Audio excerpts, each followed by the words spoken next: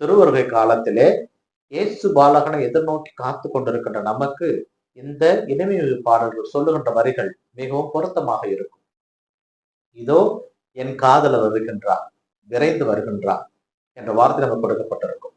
இதிலே விரைந்து வா என் அன்பே, அருகில் வா, பாறை பிளவுகளில் இருக்கின்ற உன்னுடைய முகத்தை எனக்கு காட்டு, நான் பார்க்க வேண்டும். இந்த வார்த்தைகள் எல்லாம் பார்க்கின்ற பொழுது இதோ நம் அருகிலே நம் ஆண்டவர் வந்து விட்டார், நமக்காக வந்து விட்டார்.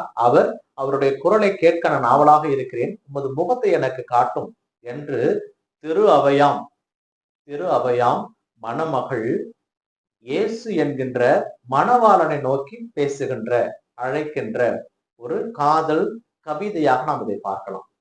இந்த திருவருகை காலத்திலே நாமும் இறைவனை எப்படியெல்லாம் அழைக்க முடியுமோ அப்படி அழைக்க முயற்சிக்க வேண்டும்.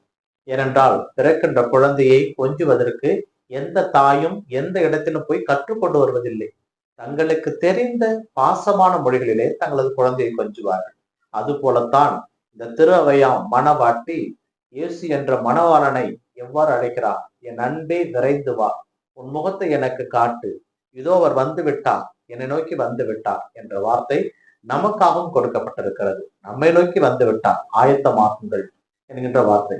இன்றைய நற்செய்தி வாசகம் லூக்கா நற்செய்தியாளர் ஒரு உண்மையை நாம் விளங்கி கொள்ளும்படி சொல்லுகிறார். ஏனென்றால் கப்ரியேல் வானதூதர் கன்னி மரியாவிடம் பேசிய பொழுது, கருவுற இயலாதவர் என்று சொல்லப்பட்ட உமது உறவினர் பெண்ணாகி எலிசபெத்திற்கு இது 6வது மாதம். எலிசபெத்துக்கு தெரியாது அன்னை மரியாவுக்கு கப்ரியேல் வானதூதர் காட்சி அளித்தார் என்பது. அன்னை மரியா எலிசபெத்துக்கு அன்னை மரியா கருவுற்றிருப்பதும் தெரியாது. ஆனால் இந்த செய்தியை கேட்டு அன்னை மரியாள் எலிசபெத்தை சந்திக்க செல்கிறார். அப்பொழுது எலிசபெத்தை பார்த்தவுடனே, என் ஆண்டவருடைய தாய் என்னிடம் வர நான் பாக்கியம் பெற்றது எப்படி? இந்த வார்த்தை தூய ஆவியால் ஆட்கொள்ளப்பட்டு எலிசபெத் அம்மா பயன்படுத்துகிறார். அடுத்த வார்த்தை, ஆண்டவர் சொன்னவை நிறைவேறும் என்று நம்பிய நீர் பேறு பெற்றவர் என்ற வார்த்தை இங்கே பயன்படுத்தப்பட்டிருக்கிறது. இதிலே நாம் அறிந்து கொள்ள வேண்டிய இன்னொரு விஷயம் என்னவென்றால், உமது வயிற்றில் நீ தாங்கி இருக்கின்ற கனியும் பேறு பெற்றதே.